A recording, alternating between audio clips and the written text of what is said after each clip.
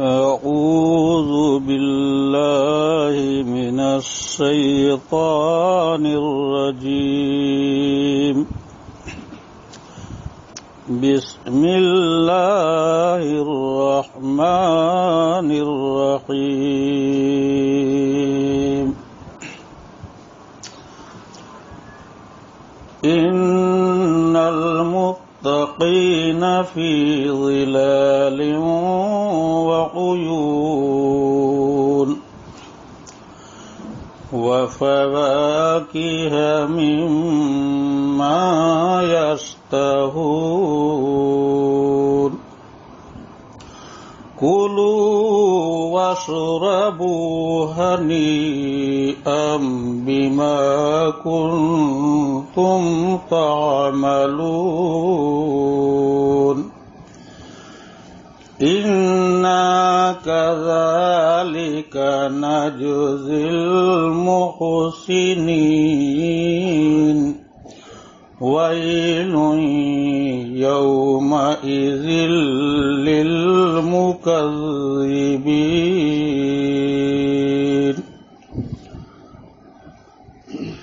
كلوا وتمتعوا قليلا إنكم مجرمون. ويل يومئذ للمكذبين. وإذا قيل لهم اركعوا لا يركعون. ويل يومئذ للمكذبين. فبأي حديث بعده يؤمنون. صدق اللہ العظیم. حضرت والا کی موجودگی میں حضرت کے والد محترم شیخ الادب حضرت مولانا اطہر حسین صاحب نور اللہ مرقدہ کے ایک مناجات کے چند اشعار.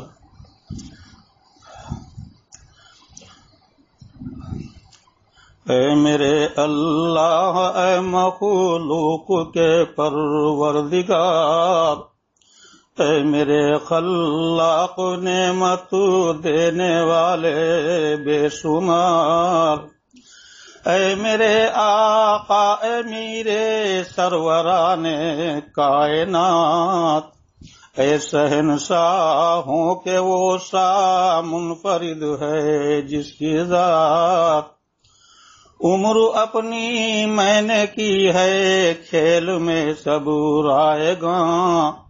لغو بات اور بد عمل کرتا رہا ہوں ہر زمان. معصیت اور سرکشی اور گمراہی میں رہا. تھی محبت دوستوں کی میرے باطن کی فضا. شرک و ظلم و چغل و خوری اور تکبر اور حسد مجھ میں امراض دلی تھے بے حساب و بے عدد. شرک و ظلم و چغل و خوری اور تکبر اور حسد مجھ میں امراض دلی تھے بے حساب و بے عدد. کذب و بہتان اور خصومت رات دن کے مشغلے اور اذیت خلق کو دینے کے پہم سلسلے.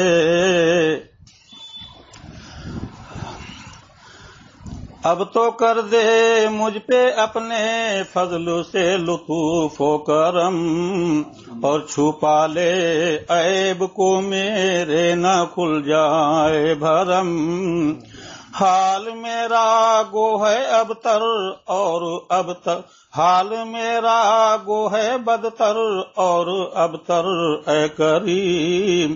ہے مگر عفو و کرم کی تجھ سے امید عظیم.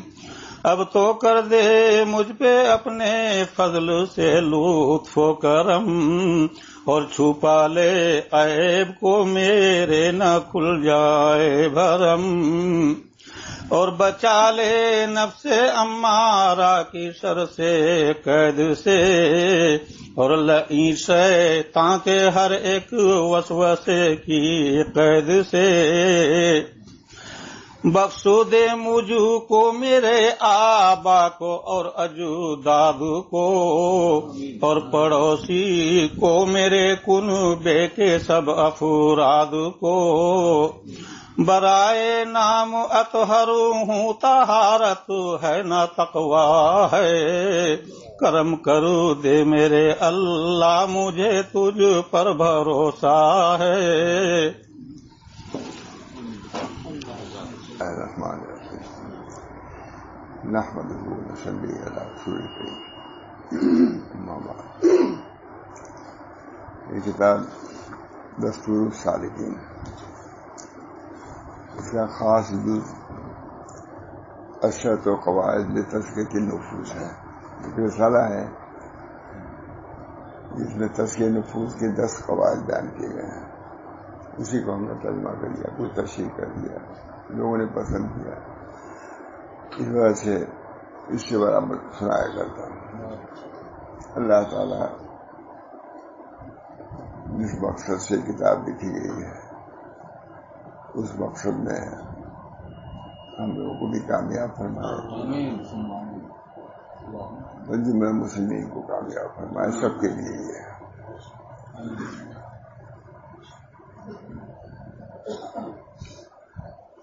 تیسرا قاعدہ تلاوت قرآن کریم ہے، توحید ہے، اسوہ رسول۔ تیسرا قاعدہ تزکیہ نفوس کے لیے تیسرا قاعدہ تلاوت قرآن کریم ہے، جو تزکیہ اور اصلاح نفس کا سرچشمہ ہے۔ عرب آدمی ہے، زیادہ تر اس وجہ سے ہوں کہ عرب آدمی لکھی ہوئی ہے، ترجمہ ہے لیکن اس کا اثر تو تیسرا قاعدہ تلاوت قرآن کریم ہے، جو تزکیہ اور اصلاح نفس کا سرچشمہ ہے۔ ماشاء اللہ تلاوت تو آپ نے کر دیا، عظیم آیت ہے۔ اللہ تعالیٰ نے ارشاد فرمایا، لقد من اللہ علی المؤمنین اذ بعث فیہم رسولا من انفسہم یتلو علیہم آیاتہ ویزکیہم ویعلمہم الکتاب والحکمہ۔ حقیقت میں اللہ تعالیٰ نے مسلمانوں پر احسان کیا جبکہ ان میں انہی کے جن سے ایک ایسے پیغمبر کو بھیجا کہ وہ ان لوگوں کو اللہ تعالیٰ کی آیتیں پڑھ پڑھ کر سناتے ہیں، تزکیہ کی، اور ان لوگوں کی صفائی کرتے رہتے ہیں،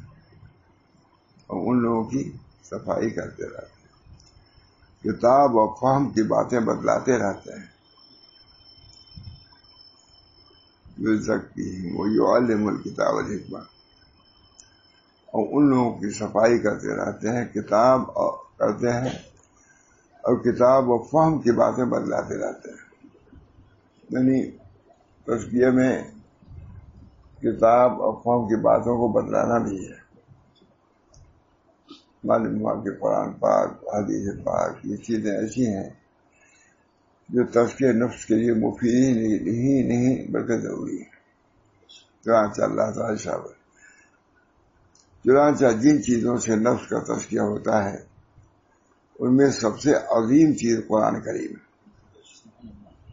بس سبھی جانتے ہیں لیکن عرب عالم نے لکھا ہے، میں سناتا رہتا ہوں، لوگ پسند بھی کرتے ہیں۔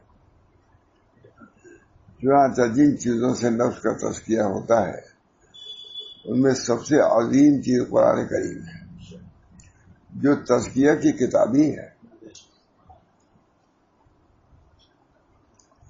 اس کا منبع، سرچشمہ اور اس کی اصل ہے۔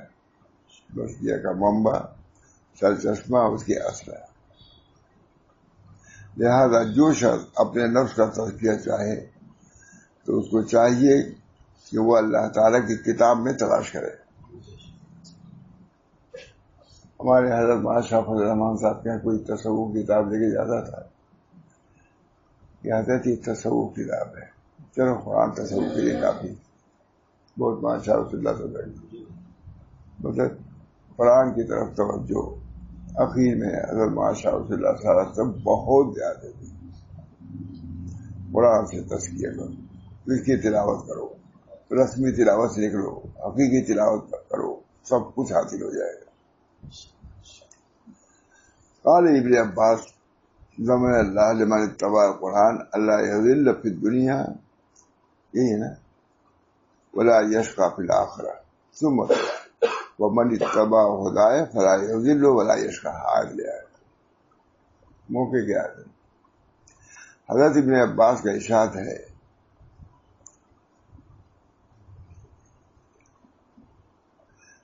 متبع قرآن کے لیے اللہ تعالیٰ نے ضمانت لی ہے کہ وہ دنیا میں گمراہ نہ ہو.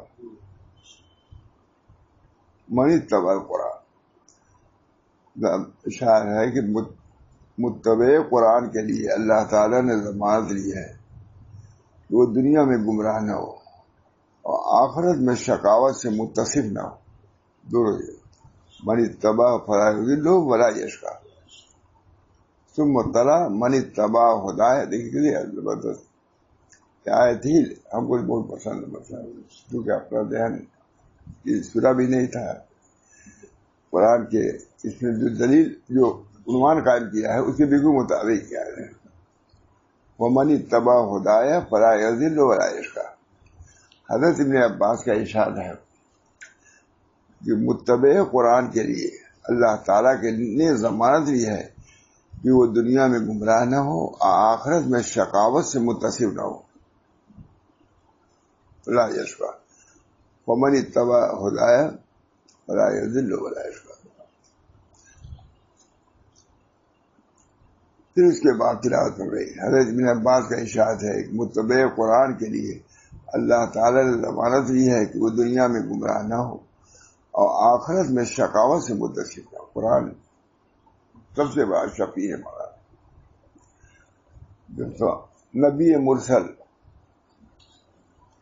اور ملک مقرب شفاعت سے عاجز ہو جائیں گے تو قرآن اٹھے گا اس وقت. یہ سب مخلوق ہے اور یہ صفت الہی ہے. صفت کا جو تعلق ذات سے ہے وہ مخلوق سے نہیں ہو سکتا ہے. صفت اللہ کی صفت. شفاعت کے بارے میں حدیث ہی ہے، جب ملک مقرب اور نبی مرسل شفاعت سے عاجز ہو جائیں گے تو قرآن اٹھے گا، کیونکہ اللہ کی کلام الہی صفت الہی ہے. ذی ذات اور صفات میں جو تعلق ہے وہ خالق و مخلوق میں وہ کم ہے. خالق مخلوق تو مخلوق ہے، صفت صفت ہے. اسی پر کہتا ہے احمد محمد کو جو کوڑے لگے اسی پر لکھے، اسی پر اختلاف یہی تھا. نہیں کہا انہوں نے کچھ لفظی معنی یہ سب کچھ نہیں کہا. حضرت کچھ تعبیر کر کے کہہ دیجیے. کہا نہیں، اتنے لوگ بیٹھے ہوئے ہیں. کیسے بیٹھے ہوئے ہیں؟ قلم لواز لے کے بیٹھے ہوئے ہیں. آج احمد جو کہے گا وہی لکھا جائے گا، وہی مسلک ہوگا. ہم اس کی بات نہیں کر سکتے. جس سے ہمارے مسلک میں کوئی فطور آئے ہم یہ نہیں کر سکتے. کوڑے لگائے گئے ایسے کوڑے کی ایک کوڑا اگر ہاتھی اڑاتا ہے چیخ مار کے بھاگ جاتا ہے. یہ سب برداشت کر لیے. صفت الہی اللہ تعالی، اللہ کی صفت. قرآن شفاعت کر رہا ہے. دعا بھی ایسی ہے کہ اللہ ہمارے اوپر وہ حجت نہ بنائیے، ہمارے لیے حجت بنائیے.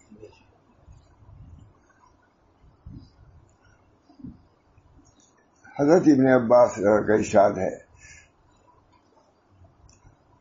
متبع قرآن کے لیے اللہ تعالیٰ نے ضمانت لی ہے کہ وہ دنیا میں گمراہ نہ ہو اور آخرت میں شقاوت سے متصف نہ ہو. پھر یہ آیت کریمہ تلاوت ہوئی ومن اتبع ہدایہ فلا یضل ولا یشقی. ارے ابن عباس نے تلاوت بھی کی ہے، یہ نہیں کہ روایت میں دلیل میں لے آئی ہے روایت. ومن اتبع ہدایہ فلا یضل ولا یشقی. تو جو شخص میری اس ہدایت کا اتباع کرے گا تو وہ نہ گمراہ ہوگا اور نہ شقی ہوگا. بیان قرآن ترجمہ حضرت. تو جو شخص میری اس ہدایت کا اتباع کرے گا تو وہ نہ گمراہ ہوگا اور نہ شقی ہوگا، دنیا میں بھی اور آخرت میں بھی فلاح ہی فلاح. اور اللہ تعالیٰ نے ارشاد فرمایا یا ایھا الناس قد جاءکم موعظۃ من ربکم وشفاء لما فی الصدور. اے لوگوں تمہارے پاس اللہ تعالیٰ، اے لوگوں تمہارے پاس تمہارے رب کی طرف سے ایک ایسی چیز آئی ہے جو نصیحت ہے، اور دلوں میں جو روگ ہیں ان کے لیے شفا ہے.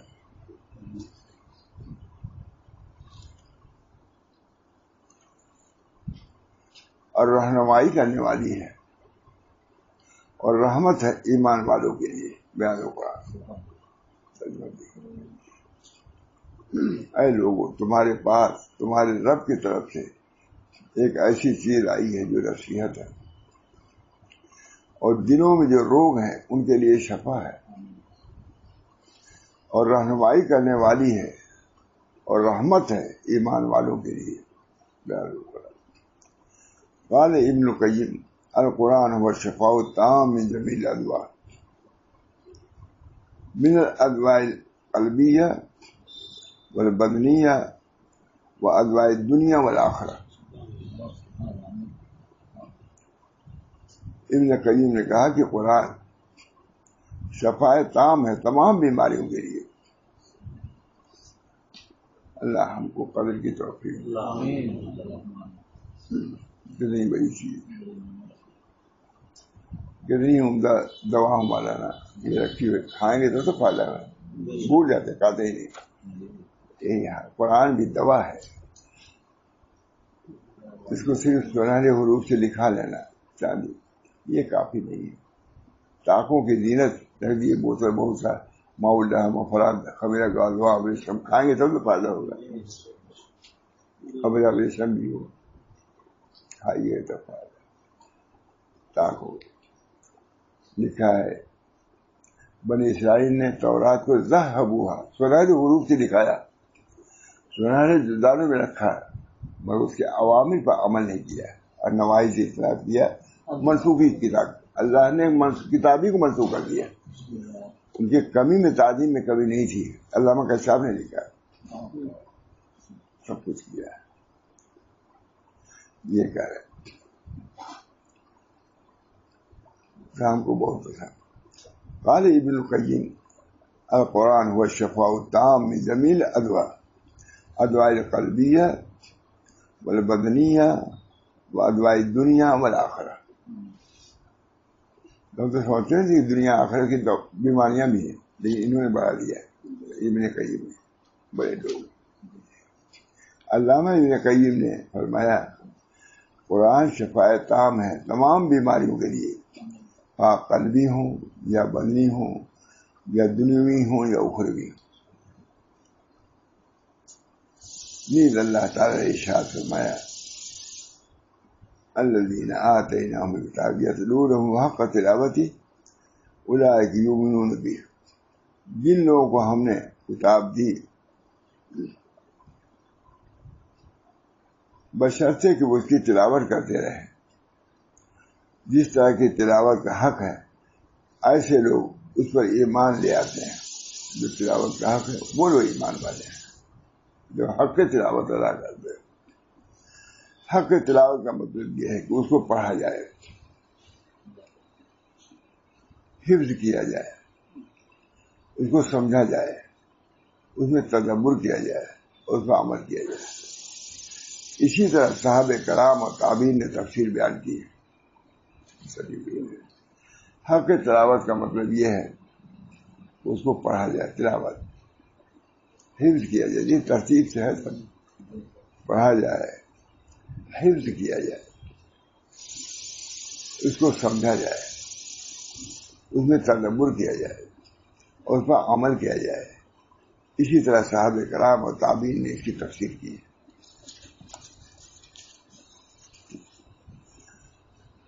وقال ابن مسعود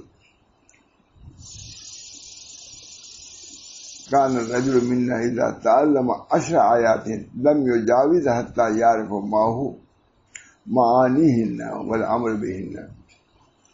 حضرت عبداللہ بن مسعود نے فرمایا کہ ہمیں کا کوئی جب 10 آیات سیکھ لیتا تو جب تک اس کے معانی کو سمجھ نہیں لیتا اس پر عمل نہ کر لیتا آگے نہ بڑھتا.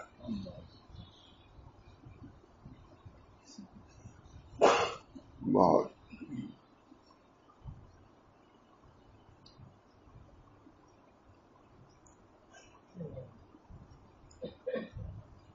بہت اچھا لکھا ہوا. قرآن کا پڑھنا معنی سمجھنے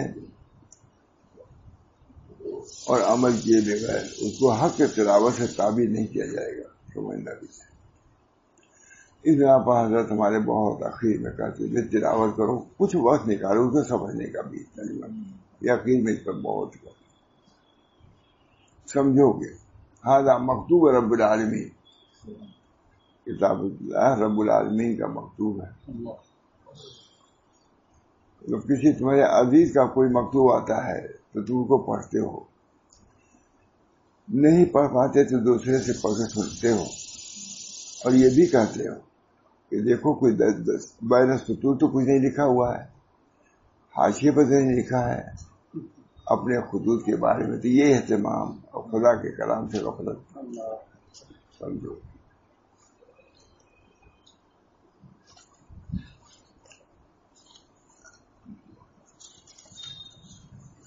اس کے بعد چوتھا قاعدہ یہ تو ہو گیا قرآن بس اسی مختصر ہے.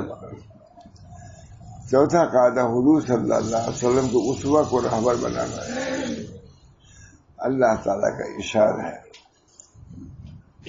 لقد کان لکم فی رسول اللہ اسوۃ حسنہ لمن کان یرجو اللہ والیوم الآخر. تم لوگوں کے لیے یعنی ایسے شخص کے لیے جو اللہ سے اور روز آخرت سے ڈرتا ہو اور کثرت سے ذکر الہی کرتا ہو, رسول اللہ صلی اللہ علیہ وسلم کا ایک عمدہ نمونہ موجود ہے. اگر تم چاہتے ہو اللہ کا راستہ طے کرنا تو حضور کو اسوہ کو اختیار کرو. پورے تلاوت قرآن ضرور سے. قال ابن کثیر هذه الآیت الکریمہ اصل کبیر فی التأسی برسول اللہ صلی اللہ علیہ وسلم. اچھا لگا ابن کثیر نے کہا هذه الآیت الکریمہ اصل کبیر فی التأسی برسول اللہ صلی اللہ علیہ وسلم فی اقوالہ و افعالہ و احوالہ.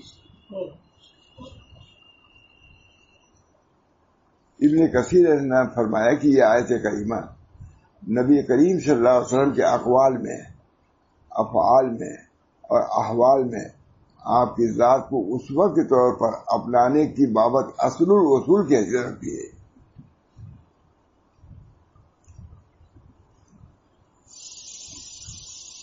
بہت اچھا ہے. هذه الآیت الکریمہ یہ الفاظ دیکھیے هذه الآیت الکریمہ اصل کبیر فی التأسی برسول اللہ صلی اللہ علیہ وسلم فی اقوالہ و افعالہ و احوالہ. احوال کو بھی لکھا ہے. بہت حضرت فرماتے تھے کہ احوال میں بھی تأسی ہونا چاہیے. کوئی اس کسی کی بات کہتے دیکھو یہ حضور کے احوال ہیں, جس طرح افعال میں ان کی تأسی ضروری اقتداء ضروری, اسی طرح احوال کو بھی تو لو. حضور کا کیا زہد تھا, کیا تقویٰ تھا, کیا خشیت تھی, کیا تواضع تھی, یہ صفات ہے. کتاب جو مہینوں میں شوائل لکھ رہے ہیں اس میں یہی پورے کہ حضور صلی اللہ علیہ وسلم کی یہ اخلاق تھے اور یہ اقوال نہیں تھے. جیسے تواضع کا بیان کیا تو تواضع کے مقابلے فوراً کہتے ہیں کہ تواضع سے تکبر نہیں تھا, کہ ہم منفی چیزوں کو ڈھونڈنے میں گئی. پہلی کتاب ہے مہینوں شاید جس میں حضور کے جو ثبوتی اعمال ہیں یا اخلاق اس کو بیان کیا ہے، لیکن سلبی اخلاق کو بیان نہیں کیا ہے. اس کتاب میں عالم نے لکھا، عرب عالم نے، دعا کہ یہ سامنے آ جائے وہ کتاب. جیسے میں کہتا ہوں یہ ہوں سورہ اخلاص، قل اللہ احد، اللہ ایک ہے، اللہ صمد ہے. اب سلبی لم یلد، ثبوتی صرف ایک ہے، قل اللہ احد اللہ الصمد، دو. لم یلد ولم یولد ولم یکن لہ کفوا، یہ سلبی ہے. اللہ نے اپنی تعریف بھی دو ثبوتی صفت سے کرایا ہے اور تین سلبی سے. قل اللہ احد، اللہ ایک ہے، یہ ثبوت ہے. صمد ہے، یہ ثبوتی. لم یلد، نہ پیدا ہوا نہ پیدا کیا گیا اس کا، یہ سب اس کتاب میں یہی کیا ہے. حضور اقدس صلی اللہ علیہ وسلم کی جو ثبوتی صفات ہے اس کے ساتھ ساتھ سلبی صفات کو بھی لیا ہے. اللہ تعالیٰ ہم سب لوگوں کو توفیق دے.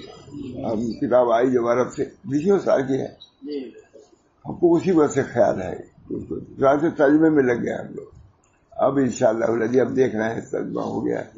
اللہ تعالیٰ اس کی تکمیل فرمائے اور اس کو مفید بنائے. تم لوگوں کے لیے، یعنی ایسے شخص کے لیے جو اللہ سے اور روز آخرت سے ڈرتا ہو اور کثرت سے ذکر الہی کرتا ہو، رسول اللہ صلی اللہ علیہ وسلم کا ایک عمدہ نمونہ موجود ہے. یہ سب کچھ کرنے کے باوجود نمونہ آپ کو حضور کا رکھنا ہوگا.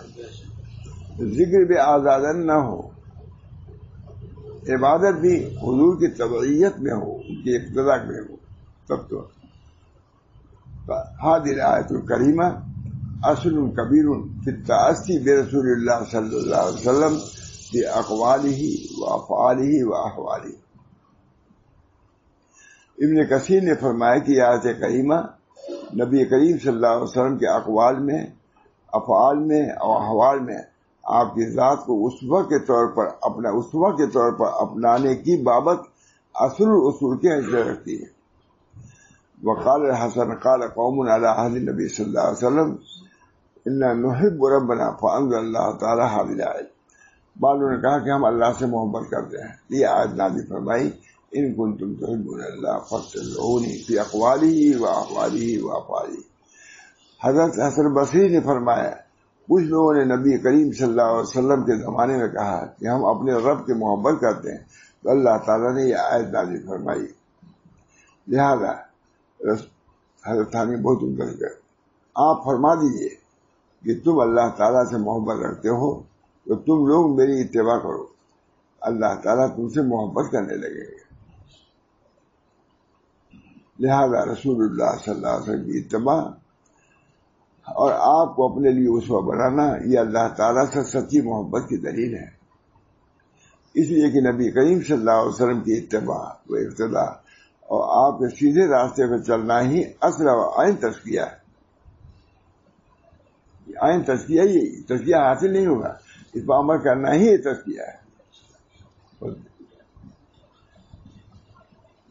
وہی فرمایا کہ ایک ہفتہ کوئی اتباع کرے گا، ہمارے حضرت سے سنا ہے، سنت کے مطابق سب کچھ مل جائے گا اس کو. ظاہر بات یہ سنتوں کا اتباع ماہر سے زبردست. تزکیہ نفوس میں ماں گنگوئی کی حیثیت اصل الرسول جیسی ہے. ماں تھانوی بھی انہیں سے لیا ہے، زیادہ انہیں کے طریق پر چلے.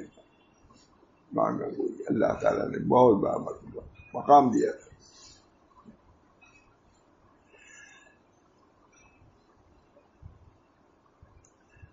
اس لیے کہ نبی اکرم صلی اللہ علیہ وسلم کی اتباع و اقتداء اور آپ کے سیدھے راستے پر چلنا ہی اصل اور عین تزکیہ ہے. چلنا ہی عین تزکیہ ہے. تزکیہ اس کے بعد ہے اس سے ایک حیات صالحہ پیدا ہوگی. جو لوگ متبع سنت ہیں، کہتے ہیں ایک بزرگ تھے مدیہ، شیخ مدیہ، وہ کسی بزرگ سے ملنے کے لیے گئے تو انہوں نے قبلہ کی طرف تھوک دیا. کہا کہ یہ ایسا شخص ہے جب ایک سنت پر ہم کو اطمینان نہیں تو اس کی باطنی نسبت پر ہم کو کیا اطمینان ہو سکتا ہے؟ اور اسے ملے بھی نہیں، ان سے ملے بھی نہیں. لکھتے ہیں موافقات میں ہاذا اصل بابیزید بستامی گئے تھے ملنے کے لیے. رجل مشہور بالولایت، ایک آدمی تھا جو ولایت کے ساتھ مشہور تھا، اس کی زیارت کے لیے وہ گئے تو کہا، پہلے دیکھا کہ ایک طرف تھوک گئے تو کہا کہ جو شخص ایک سنت کے بارے میں ہے جس سے ہم مطمئن نہیں ہیں، ہم کو اصل قلبی چیز پر ہم کیا اطمینان کریں؟ تو بہت عمدہ لکھا مولانا نے شاید میں ہاذا اصل بایزید بستامی. اصل ہے کہ کوئی ولایت نہیں پہنچے گا جب تک متبع سنت نہیں ہوگا. عربی بات یہ ہاذا اصل باعث، اتنا یاد ہے مجھ کو. ارے اب کتنے سال کے بعد پڑھا تو آپ بتا دیجیے، کبھی یاد کر دیجیے. ہاذا اصل بستامی نے یہ اصل قرار دے دیا. کوئی شخص متبع ہو ہی نہیں سکتا، ارے کوئی ولی ہو ہی نہیں سکتا جب تک متبع سنت نہ ہو. ہاذا اصل اللہ تعالیٰ اتنے پر اس کی اسی طرح میں مسجد میں جو آگے جگ رہا تھا میں منع کرتا تھا، آگے مت سوکو، ادھر ادھر تو پیچھے وہاں ہے بالکل سب آگے ہی سب ہے جگنے، سب کو تھوکنے کی ضرورت پڑتی ہے. اتنی بڑی مسجد ہے، اتنی دیر سے رہنا ہے، سچ کہا اور سنا ہوگا. تو میں نے کہا تھوکو بھائی، اب کہا تھوکو، یہی ہے تو سے پیچھے ہو کر کھول دیا کرو. یہ رہ کے کبھی اقدار نہ کرو. اصل بات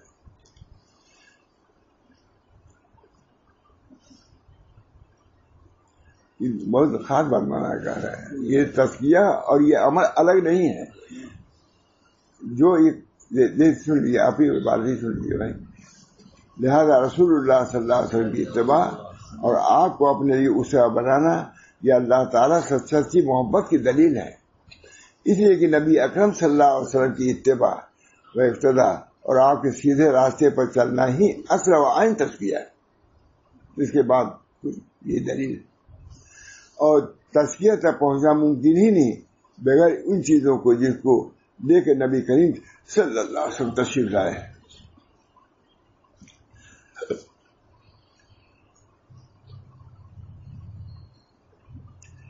یقول العلامہ ابن قیم تزکیۃ النفوس من اصعب من علاج الابدان واشق ومن تزکى نفسه بالریاضۃ والمجاہدہ والخوۃ هو كالمریض الذي يعالج نفسه برائه. علامہ ابن قیم فرماتے ہیں، بہت طریقہ بولے، علامہ ابن قیم فرماتے ہیں کہ تزکیہ نفوس جسمانی علاج سے زیادہ سخت اور دشوار ہے. جو شخص اپنے نفس کا تزکیہ ایسی ریاضت و مجاہدہ اور خلوت سے کرے جو کام انبیاء علیہ السلام سے منقول نہیں، تو اس مریض کی طرح ہے جو اپنا علاج خود اپنی رائے اور تجویز سے کرتا ہے. نبی کی اس علاج میں بھی نبی صلی اللہ علیہ وسلم کی سنت چلا ہے. آپ نے کس طرح تزکیہ کیا، کس طرح علاج کیا ہے، جبکہ اس کی رائے طبیب کی معرفت و ماہر کے مقابلے میں کیا حیثیت رکھتی ہے. پر تمام انبیاء و رسول قلوب کے اطباء ہیں. تمام انبیاء اور رسول علیہ السلام قلوب کے اطباء ہیں. لہذا قلوب کے تزکیہ اور علاج کی اصلاح کی کوئی شکل نہیں الا یہ کہ ان کے طریقوں کو اپنایا جائے. حضرت تھانوی نے یہی کیا، قد الصبیر ورمدی کی جائے، اور ان کے ہاتھوں پر ہاتھ دیے جائے اور خالص انہی کی اتباع و پیروی کی جائے. واللہ المستعان. فجمیع الاعمال التي ليس عمل النبی وهو رد. نہیں، وہ تمام اعمال جس کا منقول ہونا نبی کریم صلی اللہ علیہ وسلم سے ثابت نہیں، وہ مردود ہوں گے. لہٰذا نبی کریم صلی اللہ علیہ وسلم ارشاد فرمایا، من عمل عملا ليس عليه امرنا فهو رد.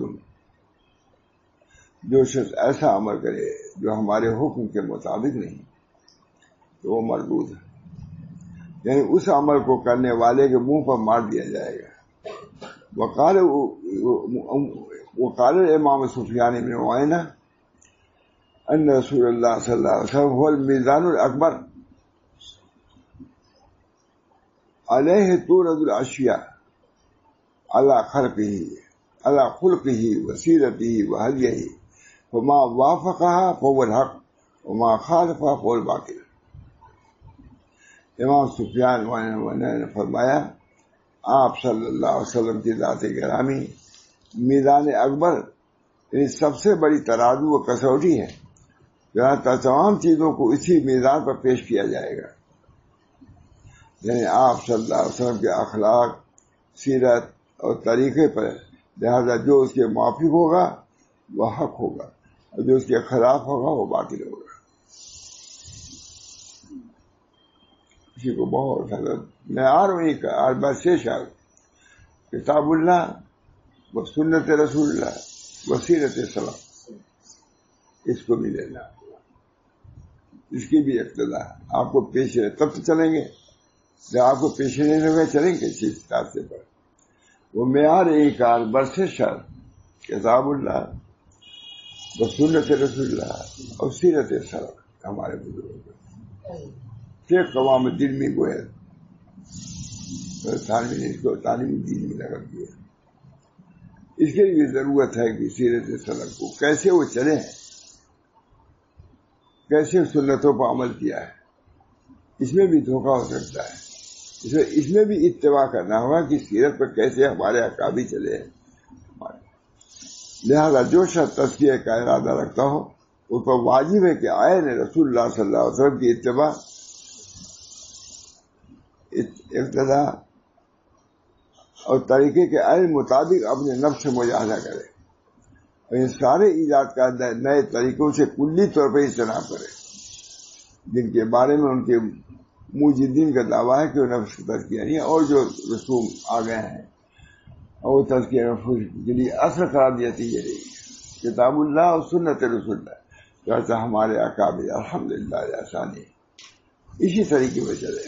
ماں گنگوہی نے اسے پیش کیا، حضرت تھانوی نے پیش کیا، انہی کے لوگ کچھ پیش بھی کر رہے ہیں، کتابیں بھی لکھ رہے ہیں.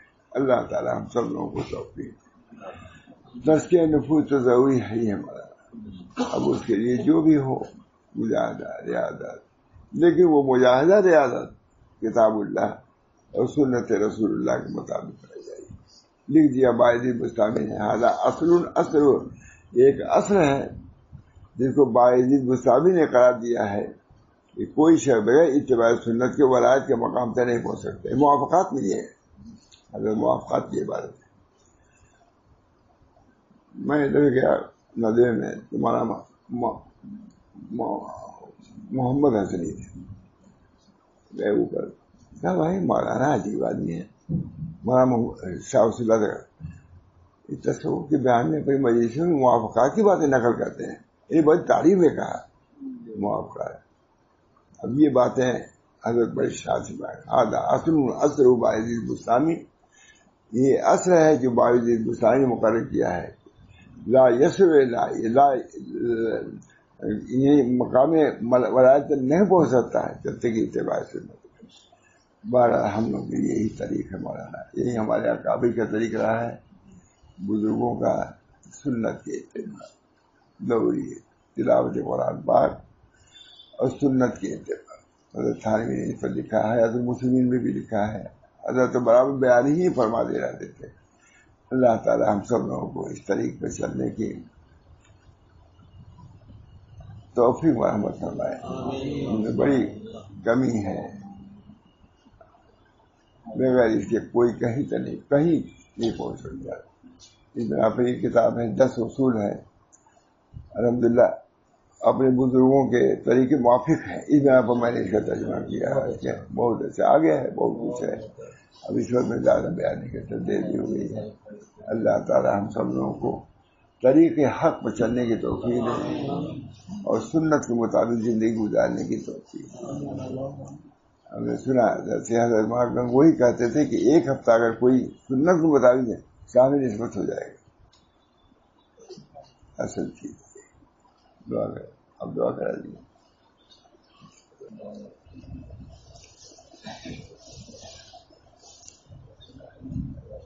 اللهم آت نفسی تقواها وزکها انت خیر من زکاها انت ولیھا ومولاھا۔ اللہم آت نفس، اللہ آپ نے تزکیہ نفس پر فلاح کو مرتب فرمایا ہے، تو ہم تو تزکیہ نفس کر بھی نہیں سکتے، آپ ہی تقویٰ دے سکتے ہیں، آپ ہی نفوس کا تزکیہ فرماتے ہیں۔ تو نبی اکرم صلی اللہ علیہ وسلم نے دعا فرمائی، یہ اصل الاصول ہے، گویا کہ حضرت مولانا شاہ رسول اللہ صلی اللہ علیہ وسلم اس کو بہت زیادہ فرماتے تھے، اللہم آت نفسی تقواھا، اللہ ہم تقویٰ حاصل نہیں کر سکتے، آپ ہی دیں گے۔ اس میں بھی انتہائی عبودیت ہے اور اپنے احتجاج کا اظہار ہے کہ اللہ جو آپ نے فلاح کا مدار تقویٰ کو فرمایا، ہم سے نہیں ہو سکے گا، آپ اس میں ہماری مدد فرمائیں۔ یہ بھی فرمایا ہم اگر صاحب نفس ہیں تو آپ ولی نفس ہیں، آپ خالق نفس ہیں، آپ کا بھی حق ہے کہ ہماری نفوس کا تزکیہ فرما دیں۔ اللہم آت نفسی تقواھا وزکھا انت خیر من زکاھا انت ولیھا ومولاھا۔ یا اللہ ان دعاؤں کو قبول فرما۔ اس پر دعاؤں پر بھی حضرت ہمارے شاہ رسول اللہ صاحب بہت زیادہ اس دعا کو پڑھتے تھے، سکھاتے تھے کہ یہ دعا کرتے رہو، اللہم آت نفسی تقواھا۔ ہم کیا تقوی اختیار کر سکتے ہیں؟ اس میں بھی اللہ ہی سے مانگو کہ اللہ ہم کو متقی بنا دے۔ اللہم آت نفسی تقواھا وزکھا انت خیر من زکاھا انت ولیھا ومولاھا۔ ربنا تقبل منا انك انت السميع العليم برحمتك يا ارحم الراحمين، بحرمة سيدنا النبي الكريم صلى الله تعالى عليه وسلم۔